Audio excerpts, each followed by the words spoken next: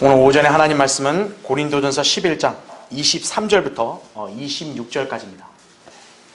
우리가 너무나 익숙하게 잘 알고 있는 그런 말씀이고 또 이해하는데 어렵지 않은 주제이지만 그러나 실제 우리 삶 속에서 과연 이걸 얼마나 많이 우리가 이렇게 인지하고 있고 또 우리가 교회에서도 이걸 얼마나 성경대로 잘 하고 있는가, 우리가 그걸 다시 한번 이렇게 상고해보는 시간을 가져야 합니다.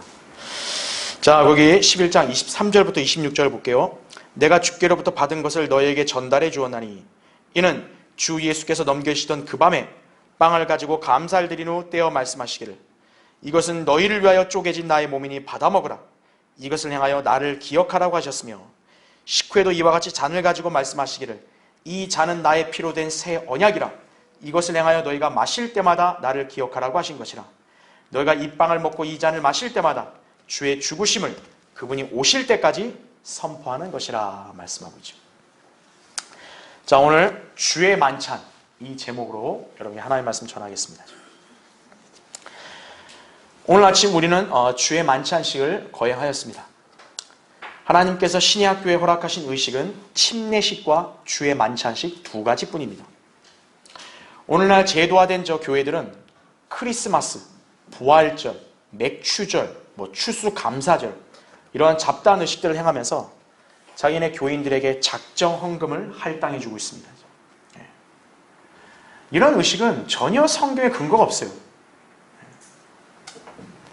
특히나 추수감사절은 대한민국하고 아무 관계가 없는 거예요. 그건 미국 사람들의 전통에 따른 거죠. 자, 신약 성경에서 직접적으로 기록된 명령은 주의 만찬과 침례식뿐이에요. 먼저 침례는 구원받은 사람이 스스로 구원받았음을 다른 사람들에게 시연하는 외적인 간증입니다. 철없는 기독교인들 중에서는 침례나 혹은 세례를 구원의 수단으로 주장을 하는 거예요. 그러니까 구원받았냐는 질문을 이렇게 들으면은 나보고 세례 받았냐 그랬나? 그렇게 생각하는 사람이 있어요. 착각이죠. 세례는 성경 어디에도 없어요. 그리고 침례는 결코 죄를 사하는 수단이 아닙니다.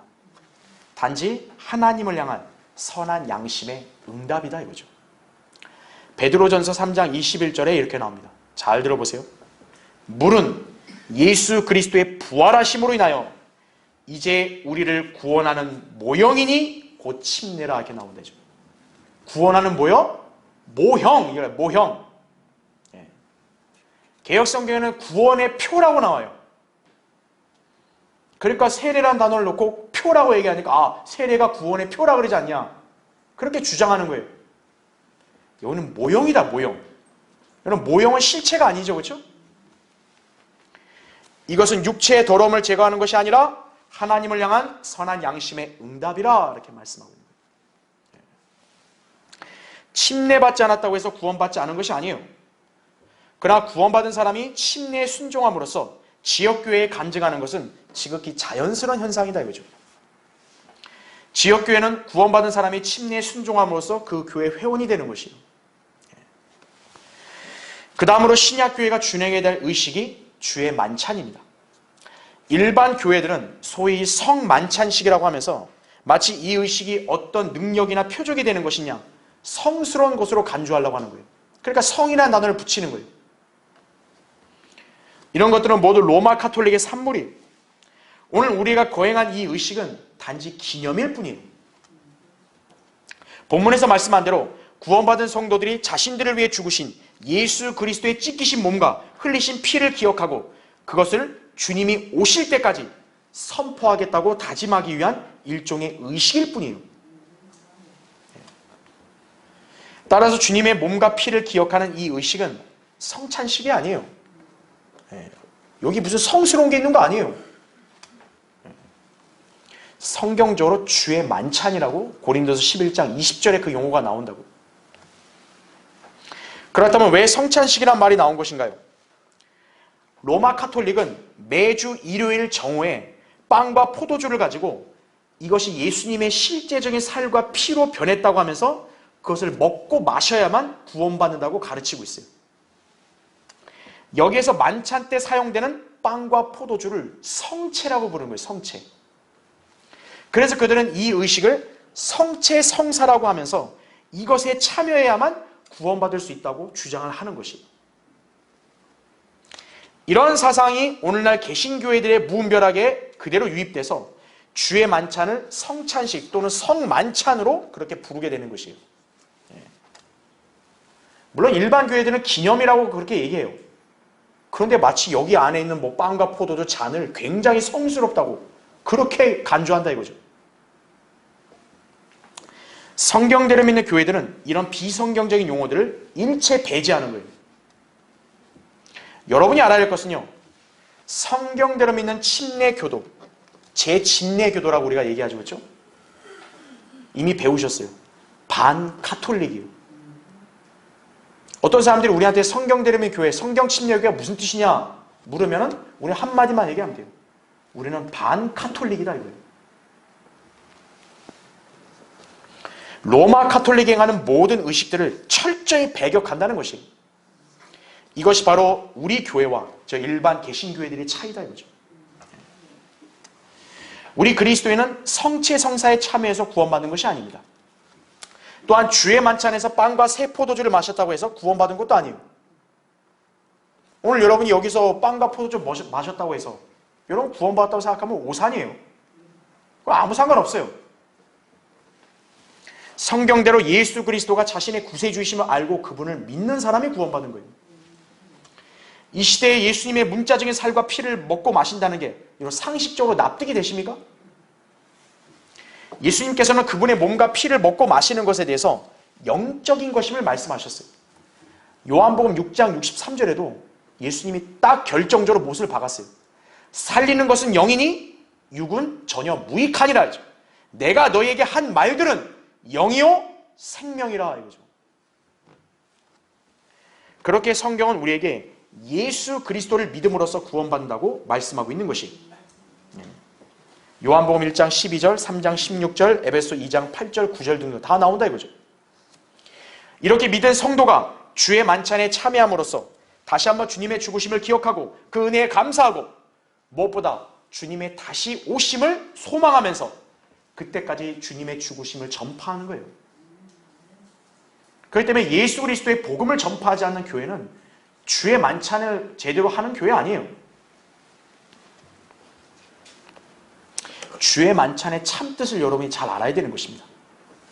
오늘 이 의식과 그것에 대한 말씀을 상기하면서 주의 만찬의 소중함을 늘 간직하는 계기가 되셔야 돼요. 그러려면 여러분이 이 주의 만찬을 하나님이 왜 신약교회에 제정하셨는가 참뜻을 알아야겠죠. 그렇죠? 오늘 설교의 주제는 그래서 주의 만찬의 참뜻은 이거예요. 살펴보겠습니다. 첫 번째, 이것은 너희를 위하여 쪼개진 나의 몸이니 받아 먹으라고 그렇게 하셨다 이거죠. 오늘 23절 24절에 나오죠. 내가 주께로부터 받은 것을 너희에게 전달해 주었나니 이는 주 예수께서 넘겨주시던 그 밤에 빵을 가지고 감사를 드린 후 떼어 말씀하시기를 이것은 너희를 위하여, 거기 잘 표시해 주세요. 쪼개진 나의 몸이니라고 나오죠. 예. 쪼개져야 돼요. 예. 받아 먹으라죠. 이것을 행하여 나를 기억하라고 하셨으며 나온다 이거죠. 킹제임 성경을 제외한 모든 변개된 성서들은 쪼개진이라는 말, 받아 먹으라는 말이 다 빠져 있어요. 쪼개진 몸이기 때문에 어떤 거예요? 나누어 주실 수가 있는 거죠. 그렇죠? 그분의 몸이 쪼개졌다는 것은 그분의 살을 찢어서 우리에게 나누어 주셨다는 뜻이에요. 만약 그 단어가 빠져버리면 마치 예수님의 몸의 뼈까지 먹어치우라는 말로 해석될 수 있을 정도로 매우 위험한 발상이에요. 여러분, 주님이 십자가에서 죽을 때 곱게 죽으셨나요? 그분의 살은 찢겼다고요. 여러분, 살을 이쁘게 찢어요? 이쁘게 오려요? 무참히 찢기는 거예요. 오늘 우리 주의 만찬에 몸을 상징하는 빵도 어떤 거예요? 우리는 찢은 거예요. 왜? 그게 쪼개진 주님의 몸을 상징하는 것이 가장 적합하기 때문에.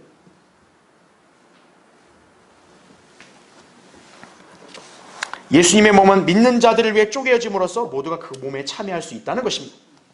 그렇다면 실제로 예수님의 찢어진 살을 그럼 우리가 먹어야 된단 말인가 이거예요. 성경은 이것이 영적인 의미로서 교제를 뜻한다고 말씀하고 있다 이거죠. 여러분, 그 앞장에 10장 16, 17절 보세요. 바로 앞장에 보면 10장 거기 16, 17절에 우리가 축복하는 이 축복의 잔은 그리스도의 피에 뭐라고 얘기해요? 교제가 아니며 우리가 떼는 이 빵은 그리스도의 몸에 뭐라고요? 교제가 아니냐 이거죠. 여러분, 교제라는 게 물질적인 개념이 아니잖아요. 그러니까 우리가 주의 만찬 때 먹고 마시는 이 빵과 피는, 잔은 실제적인 문자적인 게 아니라 바로 이러한 영적인 개념이라는 거죠.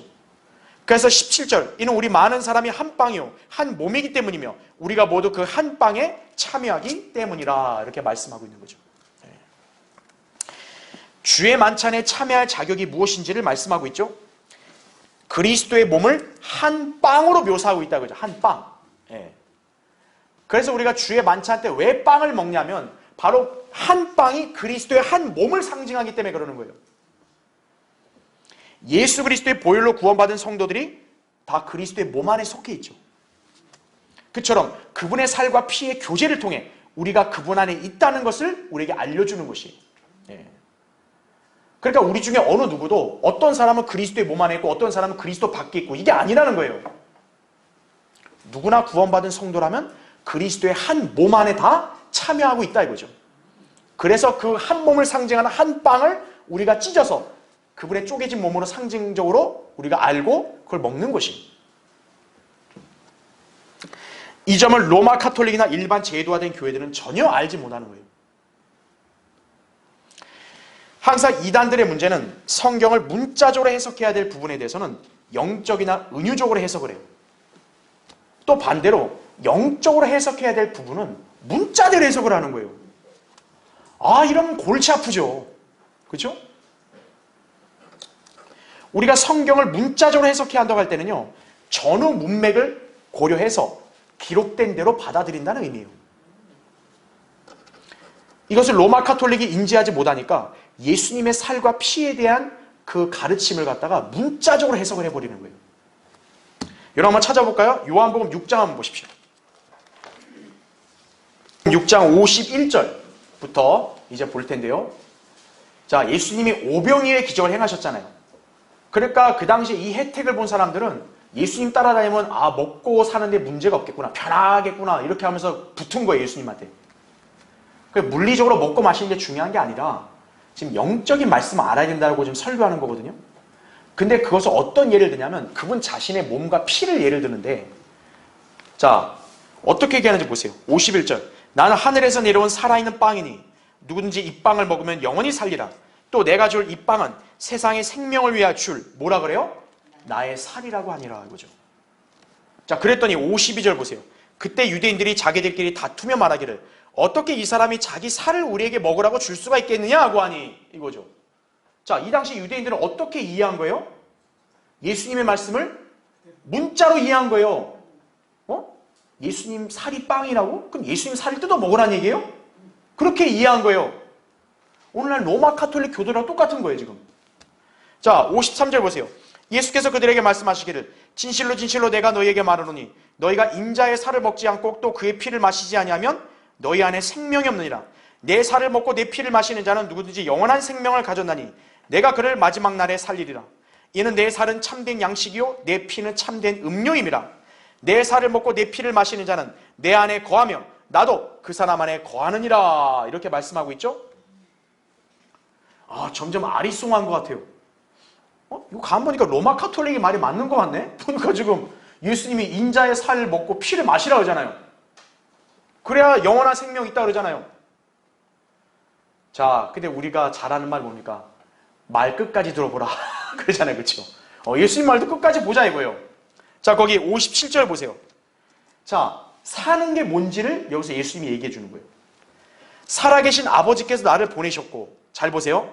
내가 아버지로 말미암아 사는 것 같이 나를 먹는 그 사람 역시 나로 말미암아 살리라. 이렇게 말씀하고 있죠. 예. 이것은 하늘에서 내려온 빵이라. 너희 조상이 만나를 먹고 죽은 것 같지 아니하니 이 빵을 먹는 자는 영원히 살리라고 하시니라. 이렇게 말씀하고 있죠. 예. 왜 예수님이 이 당시 유대인들에게 이 말씀을 하시냐면, 이 당시 유대인들은 출애굽 때 모세를 통해 우리는 하늘에서 내려온 만나를 먹은 민족이다 이거예요. 자부심이 대단한 거예요. 우리는 하늘에서 내려온 빵 먹었다 이거예요. 그러니까 그들이 그 빵을 자랑하잖아요. 그러니까 예수님은 그들의 그런 자랑이 무익함을 알려주려고 니들 조상이 먹은 빵은 너희들에게 영원한 생명을 못 줬다 이거예요. 내가 주는 빵을 먹는 것이 진정한 영원한 생명이다 이거죠. 근데 그 영원한 빵이 뭡니까? 물리적인 게 아니라 바로 그분 자신이다라는 얘기죠. 그래서 아까 우리 57절 읽었잖아요. 예수님이 사는 게 뭐냐면 내가 아버지로 말미암아 산다 그랬죠. 그러면서 나를 먹는 그 사람도 그렇게 산다 그랬죠. 그러면 만약 예수님의 말씀이 문자 그대로라면 예수님이 아버지로 말미암아 산다. 그럼 예수님이 아버지의 살과 피를 뜯어먹고 마셔서 사는 거예요? 아니잖아요. 아버지와 함께함으로 사는 거죠. 영적인 개념이죠. 바로 그렇다라는 걸 알려주는 거예요. 그러니까 예수님의 살과 피를 먹고 마시라는 것은 그분을 진짜 뜯어먹고 피를 마시라는 게 아니라 바로 그분을 믿고 그분으로 말미암아 살라 이거예요. 지금 아들이신 예수님이 아버지로 말미암아 산다 그랬잖아요. 그와 같이 하라는 거예요.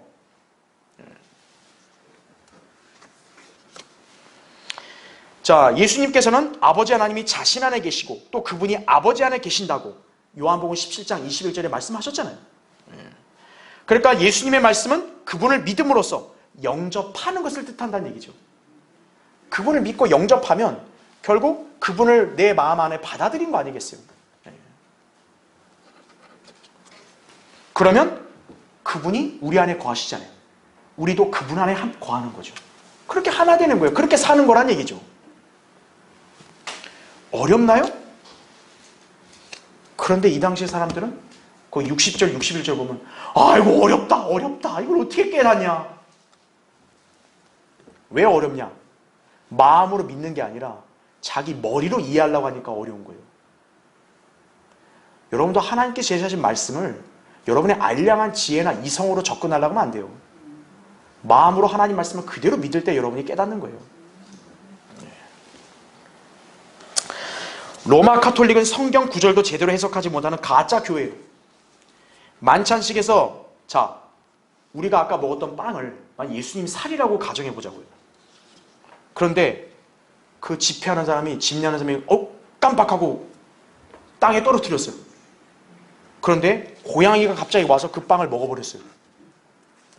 그럼 고양이가 예수님의 몸을 먹었네? 그러면 그 고양이는 구원받은 건가요? 예수님 못 먹었으니까? 아니면 예수님의 몸을 더럽혔다, 그 신성한 몸을, 그 빵을 감히 네가 먹었어. 그럼 그 고양이 죽여야 돼요? 빵은 그냥 재료일 뿐이에요. 왜 우리가 성이나 나는 안 붙이냐면 이건 아무것도 아니에요. 저만 먹었어요? 이거 형제님들 같이 와서 같이 진행했잖아요. 여러분 안 먹었어요? 그 빵? 나 먹었잖아요. 빵은 재료일 뿐이에요. 아무것도 아니라고요. 우리가 예수님의 몸을 기억하는 차원에서 먹을 뿐이라고요. 그러니까 개신교회들은 이 점에서 무지한 거예요. 그러니까 그들의 성찬식에서 쓰고 남은 빵과 포도주도 신성한 거로 간주하는 거예요. 이거 조심해 이거 예수님의 무슨 마치 하나님께서 특별히 선택한 것처럼. 아무것도 아니에요. 여기 남은 거 어떻게 하겠어요? 먹고 버리겠죠. 아무것도 아니라고요. 우린 이 물질에다 가치를 두는 게 아니라 우리는 주님의 죽으심을 기억하는 거예요.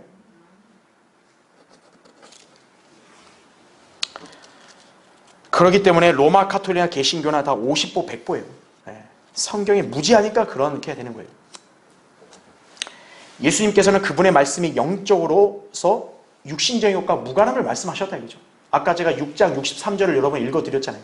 살리는 것은 영이니 육은 전혀 무익하니라 이죠. 육이 뭐예요? 먹고 마시는 거 아니에요. 무익하다 이거죠. 내가 너에게 한 말들은 영이요 생명이라 이거죠. 자신의 죄를 사함받고 영생을 얻는 것은 빵과 포도주를 먹고 마심으로 되는 게 아니라 예수 그리스도께서 자신의 죄를 제거하시려고 십자가에서 피 흘려 죽으시고 부활하신 구세주이심을 믿음으로 이루어지는 거예요.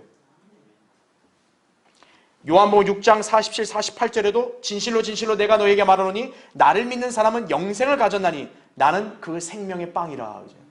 그러니까 예수님이 뭐예요? 내가 생명의 빵인데 나를 믿는 자 이렇게 얘기하잖아요. 그런 우리가 주의 만찬에 참여함으로써 그분의 죽으심을 기억하는 특권을 향유하게 된 것임을 알아야 합니다. 자, 주의 만찬의 참 뜻은 두 번째로 이 잔은 나의 피로 된 새 언약이라 이렇게 나오죠. 25절에. 그렇죠? 예.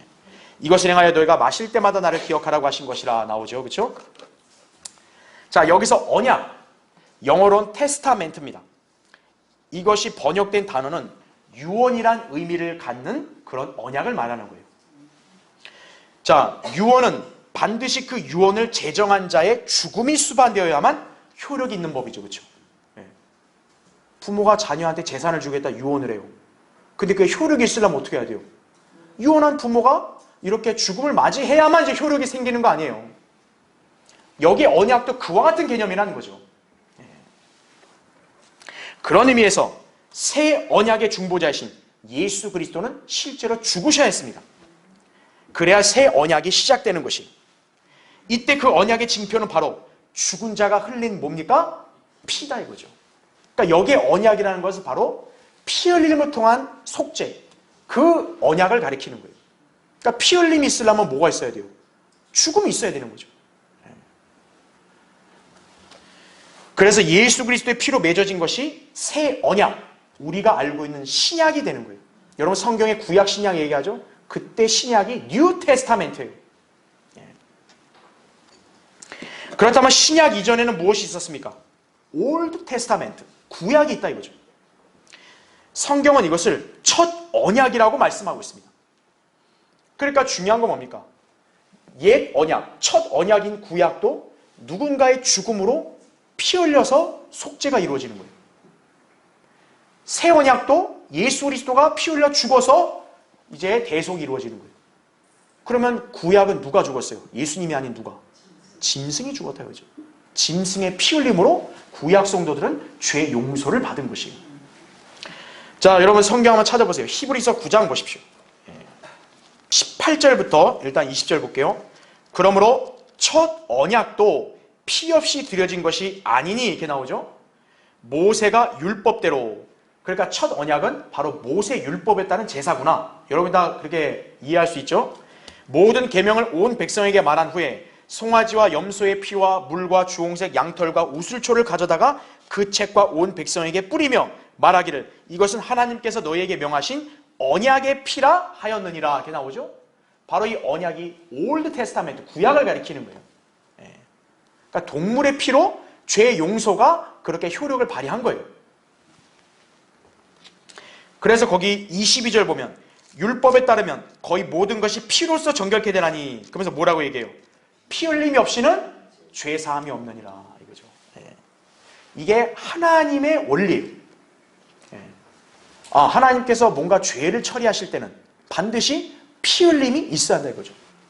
그래서 구약에서는 점 없고 흠 없는 그런 동물의 피를 흘려서 그 피로 죄를 이렇게 사해 주신 것이에요. 용서해 주신 거란 얘기죠. 그러나 중요한 것, 짐승의 피로 맺은 첫 언약은 완전하지도 영원하지도 않다는 사실이에요. 그래서 그 사람의 죄가 깨끗하게 되는 게 아니라 그냥 죄를 덮어주는 것에 지나지 않았다 이거죠. 그게 구약의 한계라는 거예요. 출애굽기 34장 7절에 나오고 히브리서 10장 3, 4절에 나온다 이죠. 황소나 염소의 피로는 죄를 제거하는 게 불가능하다 이거예요.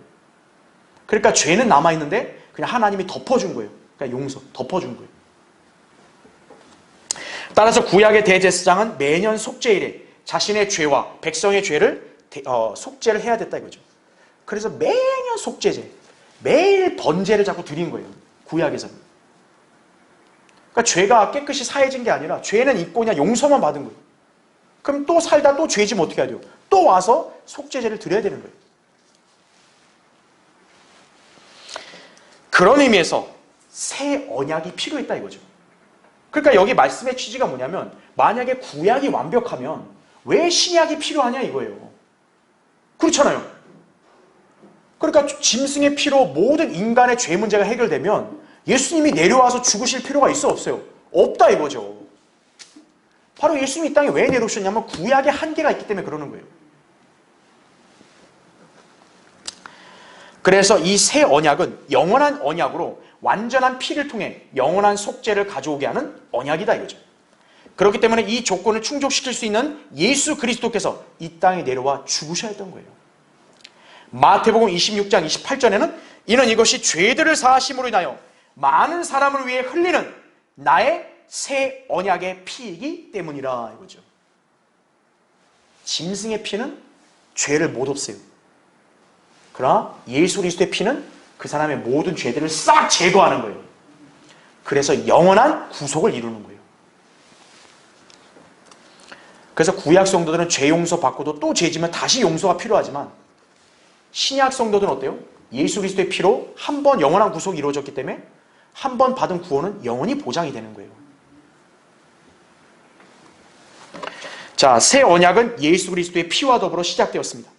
그분의 피가 흘려진 이후에야 진정한 신약 시대가 도래하는 거예요. 그러니까 여러분이 알아야 될 것은 성경에서는 마태복음 1장부터가 신약이라고 이렇게 배정이 되어 있지만 진정한 신약은 언제부터 시작이에요? 예수님이 십자가에서 피 흘려 죽으실 때부터가 이제 신약 시대인 거예요. 그 예수님이 아무리 이 땅에 계셨어도 십자가에서 죽지 않았다면 여전히 무슨 시대? 구약의 율법 시대인 거예요. 그래서 사복음서에는 율법을 지켜서 구원받는 것을 예수님이 말씀하신 이유가 그거예요. 일반 교회들은 그것도 모르고 그걸 오늘날 구원에다 갖다 붙이는 거예요. 그러니까 이웃사랑 이걸로 구원받는 것으로 착각을 하는 거죠. 자, 그래서 예수님이 흘리신 피는 우리 신약 시대의 죄인들뿐만 아니라 구약에서 그냥 죄 용서만 받은 그런 사람들을 위해서도 이 효력이 발생했다 이거죠. 거기 히브리서 9장 펴져 있으면 15절 보세요. 이런 연유로 그는 새 언약의 중보자시니 이는 잘 보세요. 첫 언약 때에 범죄한 것들을 구속하시려고 죽으심으로써 부르심을 받은 자들로 그 영원한 유업의 약속을 받게 하시려는 것이라 이렇게 나오죠. 첫 언약이죠. 그러니까 구약 시대 아래서 바로 그렇게 죄사함만 받았던 사람들을 구속하시려고 죽으셨다 이거죠.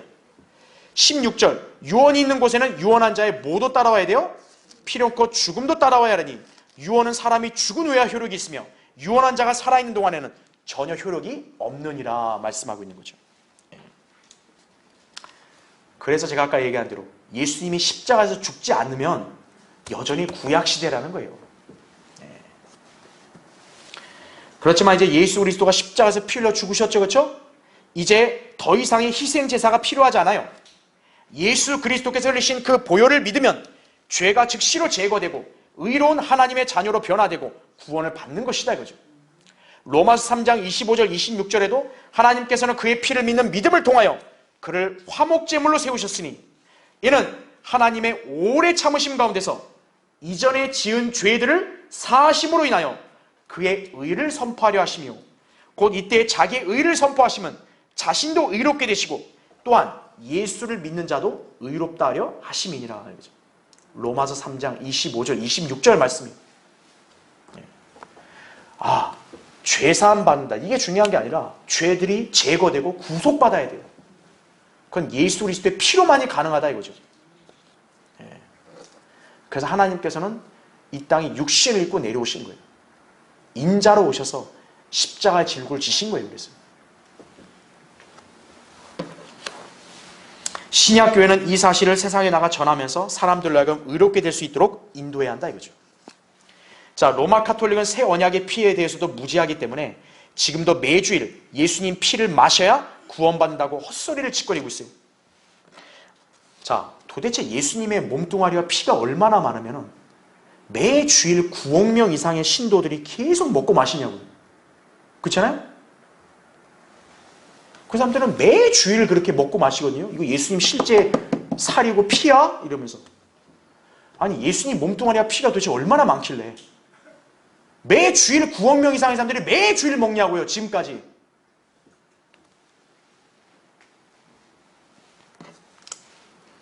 예수님의 피는 한 번의 죽으심으로 완전한 구속을 이루었다고요. 그분의 피 흘림이 더 필요해요? 다시 또 죽어야 돼요? 그럴 필요 없다 이거죠. 히브리서 9장 12절에도 자신의 피로 한 번 성소에 들어가셔서 우리를 위해 영원한 구속을 이루셨느니라 이렇게 말씀했다 그죠. 히브리서 10장 12절에도 한 번의 제사로서 거룩하게 된 자들을 영원히 온전케 하셨기 때문이라 이렇게 말씀하는 거예요. 한 번이라 한 번. 죄인이 회개하고 예수 그리스도 믿고 구원받는 것도 한 번 하는 거예요. 또 구원받자, 또 구원받자. 그거 아니라고요. 그래서 성경에 무지한 사람이 하는 소리예요. 하루는 어떤 목사가 죽어가고 있었어요. 자, 곁에 서 있던 사람이 그를 위로하기 위해서 이렇게 말했습니다. 목사님은 하늘나라 갈 수 있어요. 저희 어머니가 하늘나라에 갈 만한 자격 있는 사람은 목사님이라고 그렇게 얘기했어요. 자, 이 말을 들은 그 목사는 한쪽 팔에 의지해서 몸을 일으키고 거친 숨소리로 이렇게 대답했다고 합니다. 어허, 죽어가는 죄인에게 그런 헛소리 하지 말게. 나는 오직 예수 그리스도께서 흘리신 보혈의 의지에서만 하늘나라로 가는 것이라네. 이렇게 얘기해요. 아, 목사니까 하늘나라 가겠죠. 나 교회 몇십 년 다녔으니까 하늘나라 가겠죠. 그런 소리 하지 말게 이거죠. 나 장로인데요, 권사인데요, 집사인데요, 그런 소리 하지 말게 이거예요. 나는 성경을 100번 읽었는데요, 그런 소리 하지 말게 이거죠. 예수 그리스도의 피로만이 하늘나라에 갈 수 있는 거예요. 하늘나라에 가 있는 성도들이 공통된 암호가 뭐예요? 패스워드. 예수 그리스도의 피로.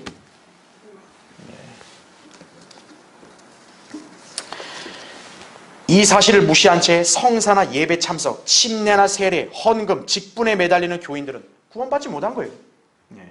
그 교회 교인이죠, 그냥.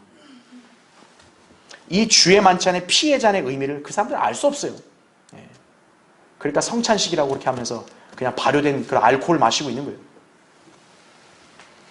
자, 주의 만찬의 참뜻은 세 번째로 주의 죽으심을 그분이 오실 때까지 선포하는 것이라 하죠. 아까 우리 26절에 나온 말씀 그대로죠. 자, 주의 만찬식은 언제 어떻게 몇 번을 하라는 말씀은 없습니다. 단지 주의 만찬에서 빵을 먹고 잔을 마실 때마다 주님을 기억하라고 말씀하십니다. 그렇기 때문에 이건 기념하는 것이지 카톨릭에서처럼 희생제를 매번 드리는 것이 아닙니다. 우리가 행하는 주의 만찬에서의 빵과 포도주 아무것도 아니에요. 주님의 죽으심을 기억하는 목적이 무엇입니까? 그 죽으심으로 말미암아 우리가 구원받았기 때문에 기억하는 거예요. 우리가 구원받음으로써 장차 우리는 영생을 실제로 이렇게 구현하고 살 것이라고요. 예수 그리스도의 희생으로 영생, 영원한 생명을 얻은 거예요. 자, 그럼 언제 우리의 영생이 구현될까요? 지금이 아니잖아요. 예수 그리스도가 다시 오실 때예요. 그래서 본문은 우리한테 주님의 죽으심을 그분이 오실 때까지 선포하라고 말씀하는 거예요. 오실 때까지. 자, 예수 그리스도께서 십자가에서 피 흘려 죽으신 것은 인류의 죄들을 제거하고 구원하시기 위함이에요. 이 사실을 우리가 믿었기 때문에 우리는 구원받고 그것으로 끝난 거예요. 이제 우리에게는 기억하는 일이 남았다 그죠. 반면에 아직도 구원받지 않은 세상 죄인들은 지금 이 사실을 믿어야 되는 거예요. 근데 그 사람들은 잘 모르잖아요. 그래서 주님은 이 땅에 신약교회를 세우셔서 그 복음을 세상에 나가 전파하라고 명령하신 거예요. 그러므로 너희는 가서 모든 민족들을 가르치고 아버지와 아들과 성령의 이름으로 침례를 주며 내가 너에게 명령한 모든 것들을 가르쳐 지키게 하라. 보라, 내가 세상 끝까지 너희와 항상 함께 있으리라. 마태복음 28장 19절 20절 말씀. 이거를 오해해가지고 가서 제자 삼는다, 무슨 교회를 크게 짓는다, 그거 아니에요. 세상 죄인들에게 우리가 가르칠 말씀 뭐밖에 없어요? 복음밖에 없는 거예요. 복음. 이 사람들이 우리가 전하는 복음의 말씀을 믿고 구원받을 때 우리처럼 주의 만찬에 참여할 수 있는 거예요. 구원받지 않은 사람들은 이 주의 만찬에 참여할 수 없다고. 만일 어떤 성도라는 사람이 주님의 다시 오심을 믿지 않는다 이거죠. 예수 그리스도 재림을 안 믿어요. 근데 그런 사람이 주의 만찬을 참여해서 주님의 죽으심을 기념하고 있다. 그건 쓸데없는 짓이에요. 여기 26절에 나오잖아요. 주의 죽으심은 어때요? 그분이 오실 때까지 선포하라 이거죠. 다시 말하면 이 주의 만찬식을 이렇게 거행하고 참여하는 교회는 예수 그리스도의 재림을 문자 그대로 믿는 것을 전제로 하는 거예요. 그 말인즉 예수 그리스도의 재림을 믿지 않는 교회는 주의 만찬할 자격이 없는 거예요. 주님을 모독하는 자들이 누구예요? 예수 그리스도의 재림을 믿지 않으면서 교회를 세우고 설교하고 그리고 복음 전한다 그러고 선교사 파송한다. 바로 그런 것들이에요. 예수 그리스도가 다시 오시지 않는다면요, 여러분 하나님을 왜 믿으세요? 왜 믿어요? 근데 오늘날 대다수의 교회들은 예수 그리스도의 재림을 안 믿어요. 오히려 그 재림을 얘기하고 믿는다 그러면 이상하게 취급을 하는 거예요. 성경이 무지하니까 그러는 거예요. 로마 카톨릭은 매주일 성체 성사를 하면서요, 예수님의 죽으심을 기억한다고는 말을 하는데 카톨릭은 예수 그리스도의 재림을 믿지도 않아요. 일반 교회들도 성찬식이랍시고 떡과 포도주에 취하는데요, 그런데 예수 그리스도의 재림을 한마디도 언급 안 해요. 그게 무슨 의미가 있죠?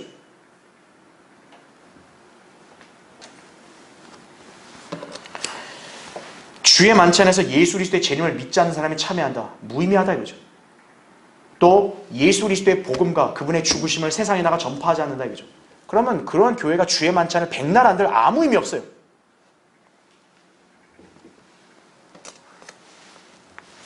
카톨릭은 예수님이 왕으로서 이 땅에 내려와 통치하시는 게 아니라 자기들이 왕노로 하고 싶어하는 집단이에요. 개신교회들도 예수님의 물리적인 통치를 거부하고 자기네 교회를 통해 영적으로 세상을 지배한다고 하면서 자신들의 권위와 영향력만 확산시키고 있는 거예요. 그래서 교회를 자꾸 크게 지으려는 거예요. 건물 크게 지어라, 사람 많이 모아라 이거예요. 그들이 예수 그리스도의 재림을 거부하는 이유가 그거라 이거죠. 성경의 대부분의 예언들은 모두 예수 그리스도의 재림에 초점이 맞춰져 있습니다. 여러분, 주님이 승천하실 때 하늘에 있던 두 사람들이 뭐라 그랬어요? 어찌하여 너희는 하늘을 쳐다보고 서 있냐? 이거예요. 너희를 떠나 하늘로 들려가신 바로 이 예수는 너희가 하늘로 가심을 본 그대로 오시리라 이거예요. 사도행전 1장 9절부터 11절에 나온 말씀이라고요. 예수 그리스도가 오신다 이거예요. 승천이 여러분 영적인가요? 예수님이 십자가에서 죽고 부활하시고 하늘로 올라가신 승천이 여러분 우화예요? 비유예요? 과거의 실제 역사잖아요. 바로 그대로 오신다 그랬죠. 그럼 주님의 오심도 뭐예요? 영적이에요? 실제적이라고요. 성경의 맨 마지막 책 마지막 장은 요한계시록 22장이죠. 그 22장에는 3번이나 내가 속히 오리라 이렇게 말씀하고 있는 거예요. 내가 속히 오리라. 예수님이 직접 약속하신 거예요. 자, 만약에 주님이 안 오신다고 보세요. 그럼 뭐가 되죠? 그런데 예수님 승천할 때 거기 갈릴리 사람들은 뭐가 된 거예요? 바보가 된 거죠. 분명 오신다 그랬잖아요. 아예 안 오는데? 너는 영적인 것도 모르냐? 그럼 하나님이 거기 사람들 농락하신 거 아니에요? 성경의 맨 마지막 책에 내가 속히 오리라 이거예요. 우리 그렇게 믿고 있었어요. 안 오세요. 왜 안 오십니까? 주님이 야, 너 그거 믿었냐?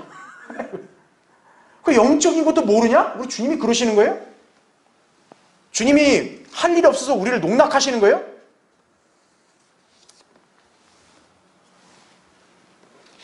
예수 그리스도의 재림을 믿지 않는 사람은 성경을 아예 안 믿는 사람이에요.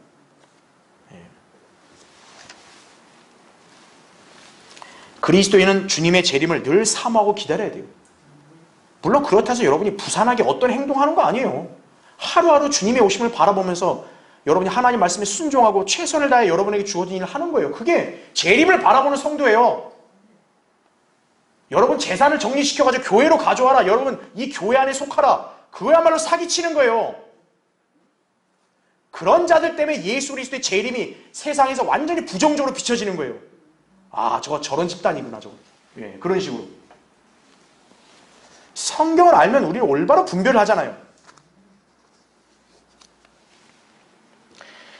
그리스도인은 두 가지를 증거해야 합니다. 하나는 예수 그리스도의 죽으심이 복음 전파죠. 다른 하나는 예수 그리스도의 재림이에요. 구원받지 않은 죄인들에게는 당연히 예수 그리스도의 죽으심을 선포해야 마땅하다 이거죠. 그렇죠. 구원받지 않은 사람들은 지금 재림이고 뭐가 중요한 게 아니에요. 구원받는 게 중요하죠. 죽기 전에. 그래서 우리 교회는 세상에 나가서 복음을 전파하여 사람들이 그 죽으심을 알고 예수 그리스도를 자신들의 구주로 믿어 구원받도록 인도하는 것이. 예. 우리는 세상에 나가서 우리 교회를 자랑하면서 꼬시는 거 아니에요, 사람들한테. 예. 지옥에 갈 죄인들에게 구원받으라는 거죠. 우리 교회 안에서도 구원받은 성도들에게 주님의 죽으심을 우리는 기억하게 하죠. 바로 주의 만찬식이에요. 동시에 예수 그리스도의 재림도 믿고 사모하도록 가르치는 것입니다. 그때까지 우리는 주님의 죽으심으로 자신이 구원받았음에 감사해하고 그것을 기억하고 틈만 나면 사람들에게 전하고 또 주님이 오시면 이제 자신이 그분과 같은 몸으로 변화되어 영원히 살 것임을 우리는 소망하는 거예요. 빌립보 3장 20절 21절에 하신 말씀이 뭡니까? 우리의 시민권은 하늘에 있으므로 우리가 그것으로부터 오실 구주이신 주 예수 그리스도를 기다리고 있으니 그죠? 그가 만물을 자신에게 복종시키는 그 능력의 역사로 인하여 우리의 천한 몸을 그분의 영광스러운 몸같이 변모시키시리라 이거죠. 여러분 하늘나라의 시민권 지금 갖고 계세요? 안 갖고 계시면 위험한 거예요. 하늘나라 못 가는 거예요. 시민권이 없는데 어떻게 가요? 그런 사람들을 바울이 뭐라 하냐? 십자가의 원수들이라는 거예요. 십자가의 원수들. 땅의 것들을 생각하는 거예요. 자, 신실한 성도의 자세. 바로 주님이 이제 다시 오셔서 우리를 데려가시고 우리의 이 천한 몸이 그분과 같은 몸으로 변화되는 것을 소망하며 사는 것이 주의 만찬의 참 의미를 아는 성도는 바로 이걸 알아야 되는 거예요. 그래서 우리가 주의 만찬에 참여하는 거예요. 자, 결론을 맺겠습니다. 성경대로 주의 만찬을 가장 잘 실행하는 교회는 우리 성경대로 믿는 교회들밖에 없습니다. 다른 교회들은 모두 로마 카톨릭의 잘못된 유산을 답습해버렸습니다. 비록 그들이 카톨릭처럼 빵과 포도주를 먹고 마셔서 구원받는다고 말하진 않아요. 하지만 그들 역시도 주의 만찬을 성찬식으로 칭하면서 빵과 포도주도 카톨릭식으로 따라하고 있다 이거죠. 그래서 그들의 포도주는 모두 발효된 알코올이에요. 그러면 성경에서 술을 마시라 그런 거예요? 우리나라 교회들은 빵을 다 떡으로 대체해버린 거예요. 사람이 빵으로만 살 것이 아니오. 아멘이죠? 사람이 떡으로만 살 것이 아니오. 아, 그렇죠. 저는 떡 별로 안 좋아하는데. 나 떡 안 먹고 실컷 잘 사는데.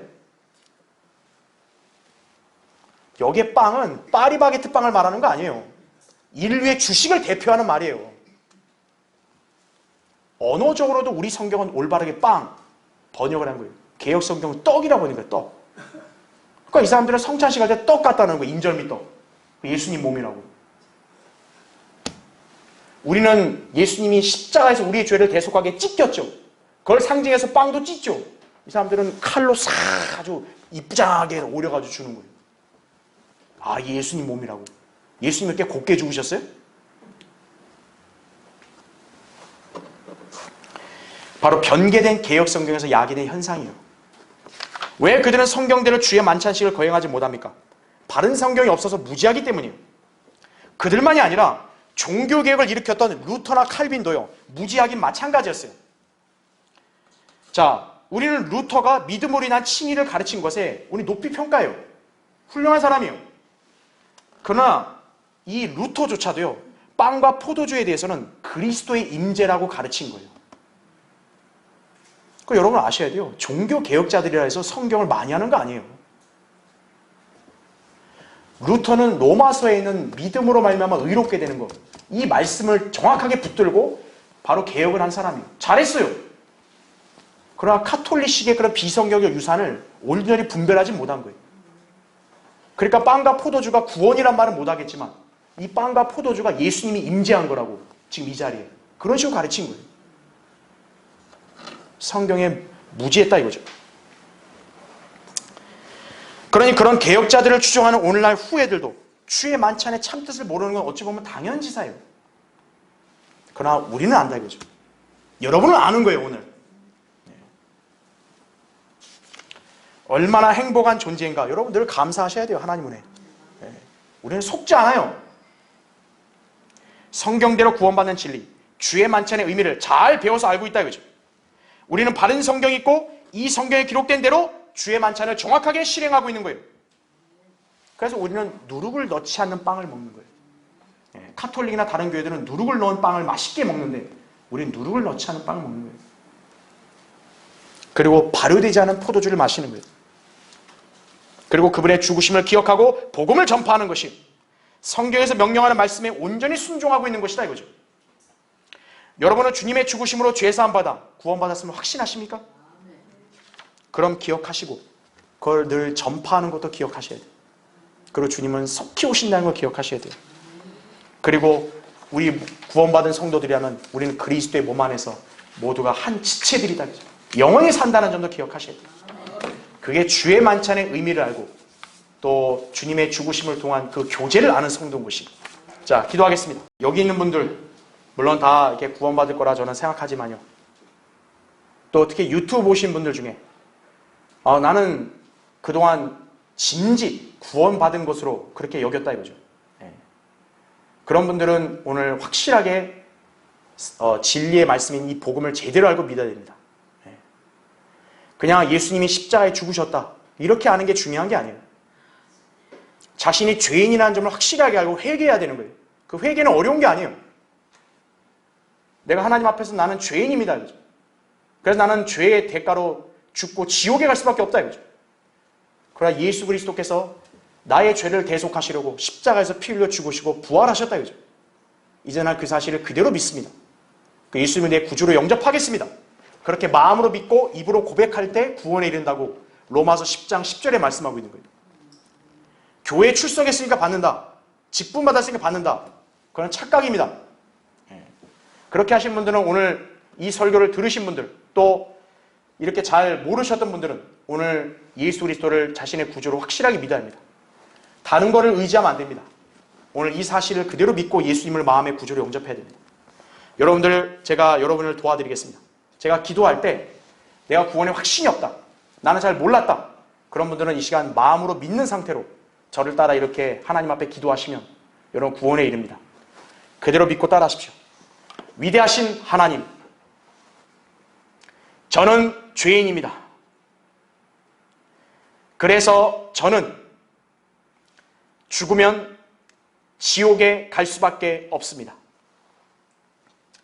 하지만 예수 그리스도께서 저의 죄들을 대신하여 십자가에서 피 흘려 죽으시고 장사된 지 3일 만에 부활하신 사실을 제 마음에 믿습니다. 이제 제가 예수님을 제 구세주로 믿고 영접하오니 제 안에 들어오셔서 저를 구원해 주십시오. 저를 구원해 주셔서 감사합니다. 이제부터 하나님 말씀에 순종하며 살기 원합니다. 예수님의 이름으로 기도합니다. 아멘.